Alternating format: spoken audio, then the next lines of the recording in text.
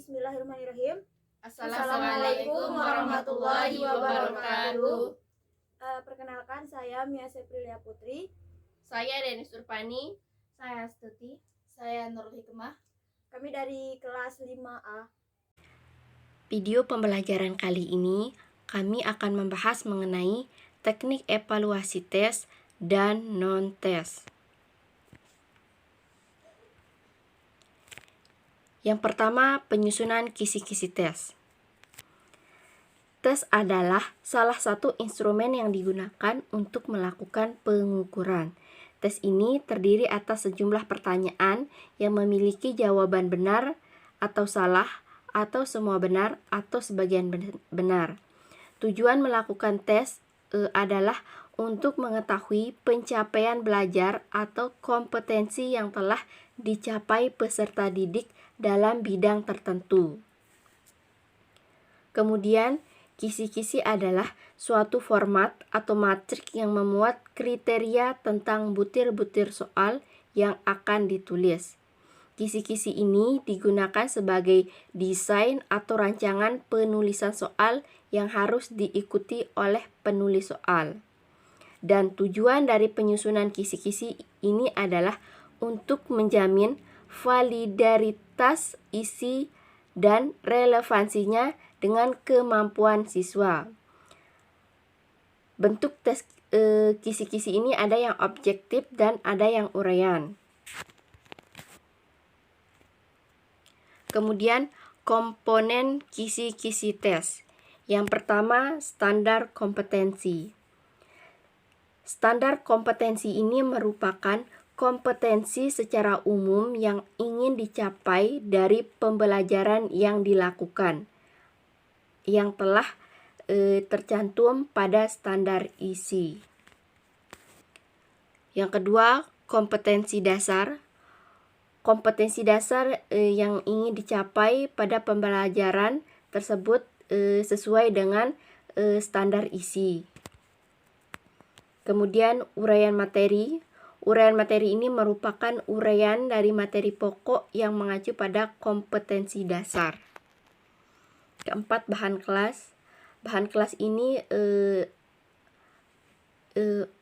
orang-orang yang akan melakukan tes. Kelima, indikator. Indikator ini adalah ciri yang dijadikan patokan untuk menilai tercapainya kompetensi dasar atau suatu perumusan tingkah laku yang diamati untuk digunakan sebagai petunjuk tercapainya kompetensi dasar.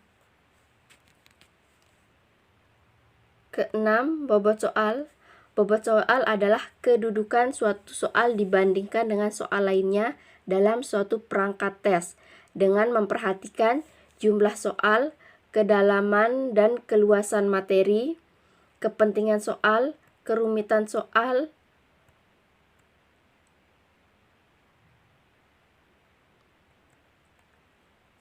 penentuan bobot soal ini dilakukan apabila kita akan merakit soal menjadi perangkat tes.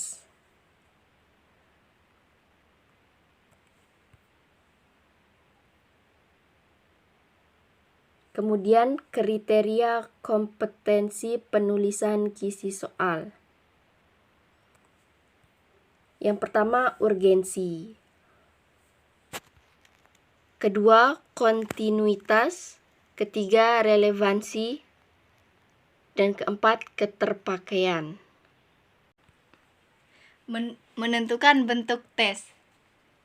Klasifikasi bentuk tes yaitu tes menurut sifatnya, tes menurut isi dan tujuannya, tes menurut pembuatannya, tes menurut bentuk soalnya,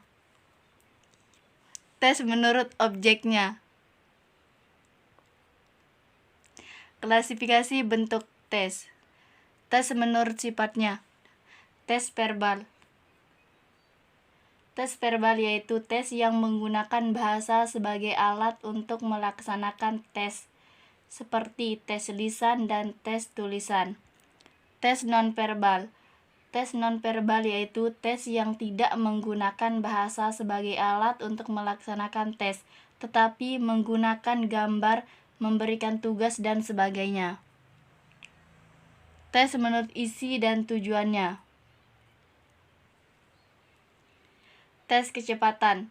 Tes kecepatan yaitu tes ini bertujuan untuk mengevaluasi peserta tes dalam hal kecepatan berpikir atau kognitif atau keterampilan baik yang bersifat spontanitas maupun hafalan dan pemahaman dalam mata pelajaran yang telah dipelajarinya. Tes kemampuan. Tes kemampuan yaitu tes ini bertujuan untuk mengevaluasi siswa atau peserta didik dalam mengungkapkan kemampuannya dalam bidang kognitif maupun keterampilan matematika dengan tidak dibatasi dengan ketat oleh waktu yang disediakan. Tes bakat, yaitu tes yang digunakan untuk menyelidiki bakat seseorang yang bersifat potensial. Tes inteligensi, yaitu tes yang digunakan untuk mengetahui kecerdasan seseorang.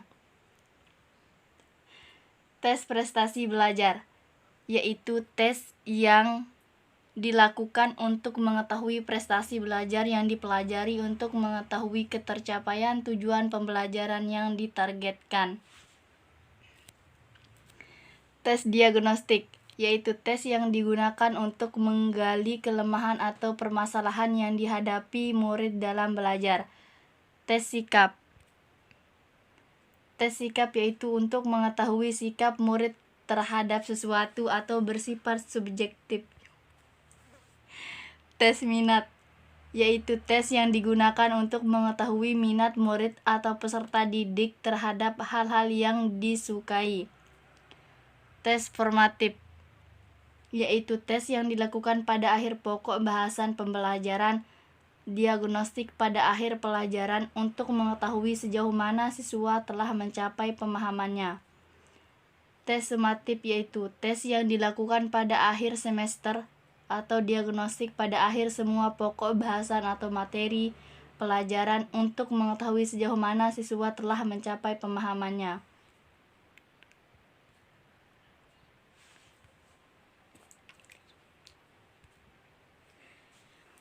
Klasifikasi bentuk tes.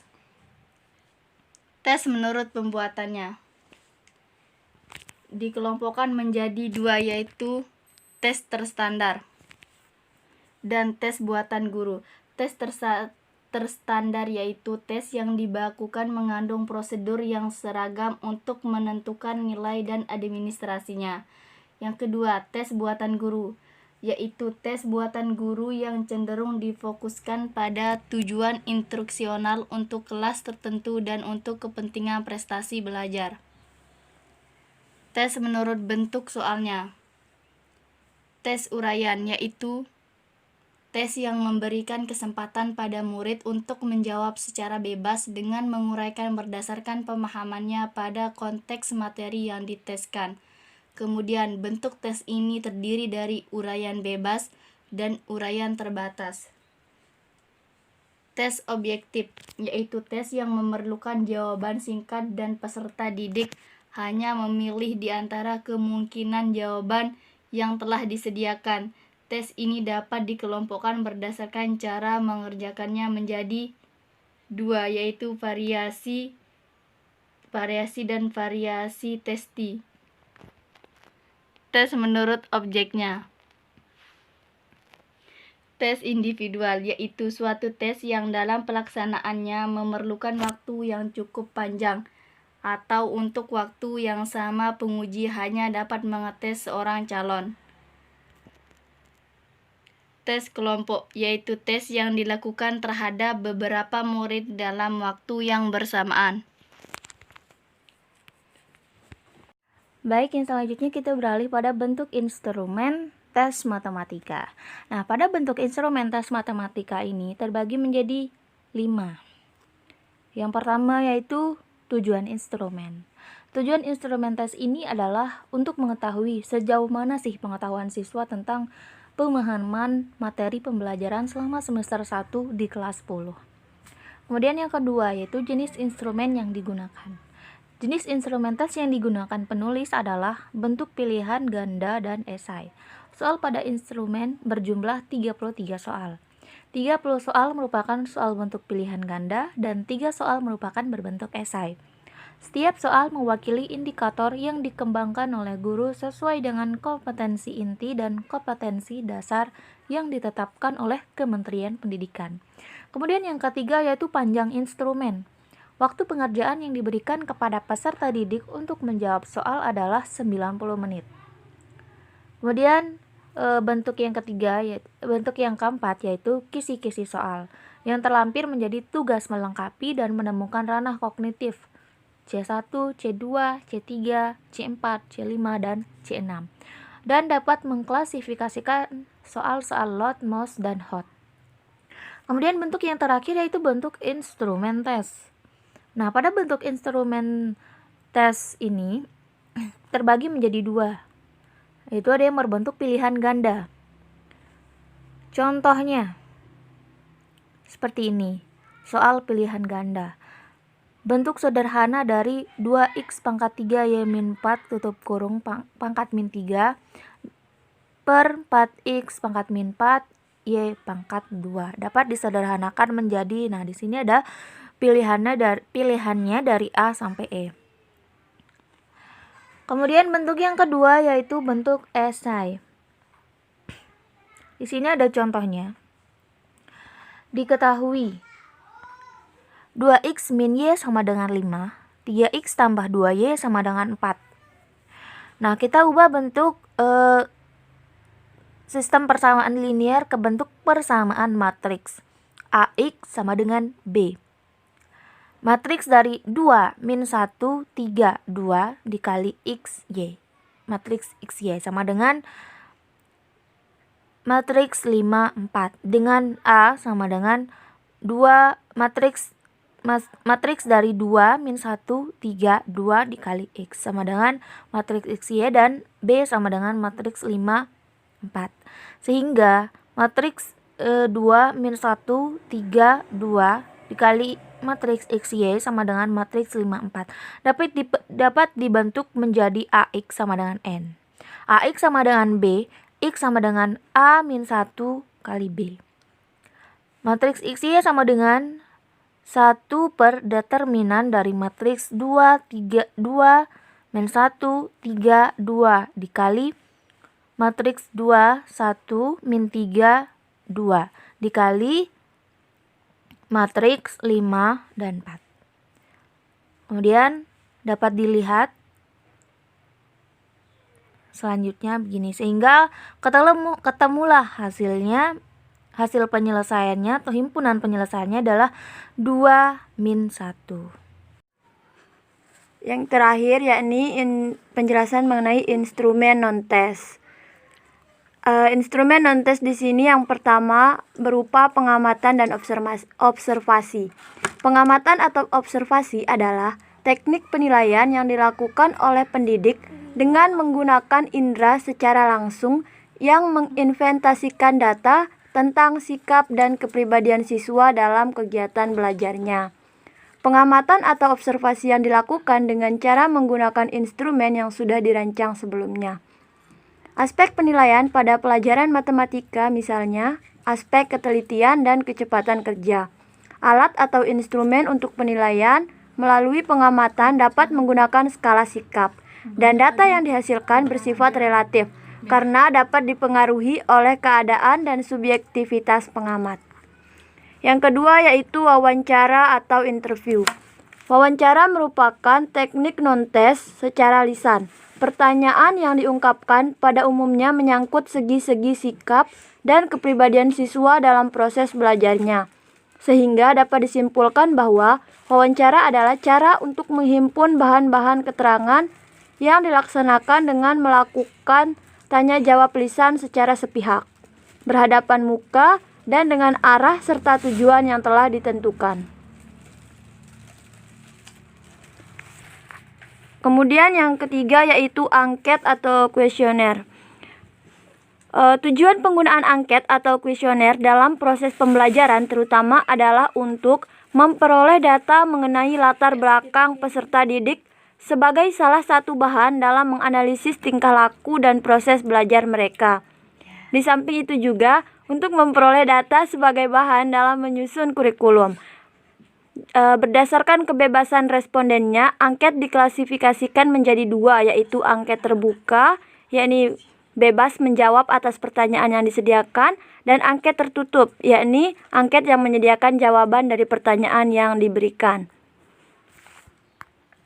Yang keempat yaitu inventory. Inventory pada hakikatnya tidak banyak berbeda dengan angket. Inventory mengandung sejumlah pertanyaan yang tersusun dalam rangka mengetahui sikap, pendapat, dan perasaan siswa terhadap kegiatan belajar mengajar. Data sebagai informasi umumnya telah disediakan dalam bentuk pilihan ganda yang harus dipilih oleh siswa. Inventory disebut juga unstructured questionnaire.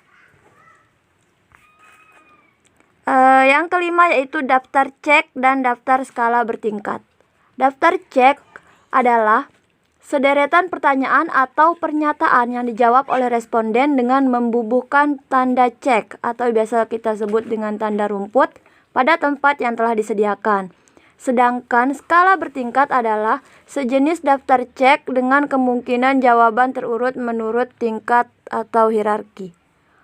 Yang keenam adalah tes kinerja. Tes kinerja adalah berbagai jenis tes yang dapat berbentuk tes keterampilan tertulis, tes identifikasi, tes simulasi, tes uji petik kerja, dan sebagainya.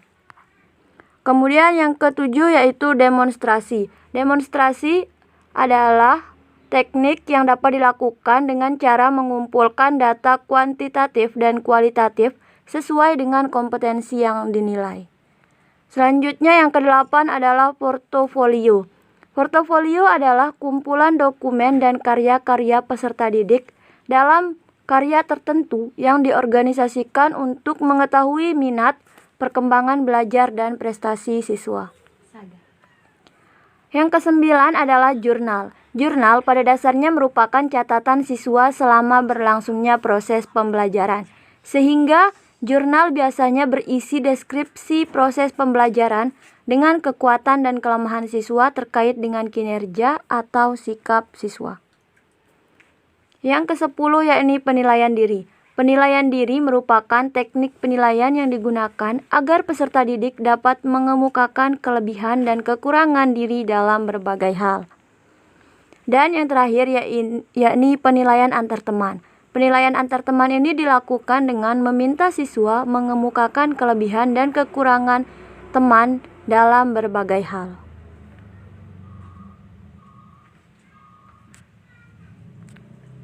Nah, ini salah satu bentuk instrumen non-tes matematika yaitu kuesioner. Dalam kuesioner biasanya terdapat petunjuk pengerjaan. Yang pertama, tuliskan identitas Anda pada tempat yang tersedia. Kedua, bacalah pernyataan-pernyataan pada angket di bawah ini secara teliti dan cermat. Yang ketiga, pilihlah jawaban yang sesuai dengan keadaan Anda dengan memberi tanda rumput atau tanda cek pada kolom pilihan.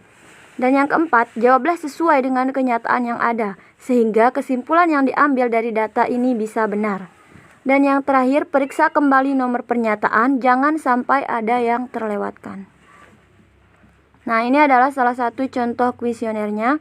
Di sana tertulis keterangan SS yang berarti sangat setuju, kemudian S yang berarti setuju, kemudian R atau yang artinya ragu, kemudian TS artinya tidak setuju, dan STS sangat tidak setuju.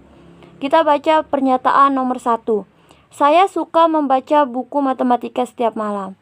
Nah, apabila siswa memang sangat suka membaca buku matematika setiap malam, maka dapat memberikan bubuhan tanda cek atau tanda rumput pada kolom SS atau sangat setuju. Namun apabila siswa hanya suka, maka dapat membubuhkan tanda cek pada kolom setuju. Dan apabila siswa tidak terlalu suka, maka dapat membubuhkan tanda cek pada kolom ragu. Dan apabila siswa tidak suka, itu dapat membubuhkan tanda cek atau tanda rumput pada kolom tidak suka. Dan apabila siswa tersebut sangat tidak suka membaca buku matematika setiap malam, maka dapat memberikan tanda cek atau tanda rumput pada kolom STS atau sangat tidak setuju. Seperti itu hingga nomor selanjutnya. Jangan sampai ada nomor yang terlewatkan. Dan isi pernyataan-pernyataan ini sesuai dengan keadaan sebenarnya yang dialami siswa, sehingga data yang diambil itu benar.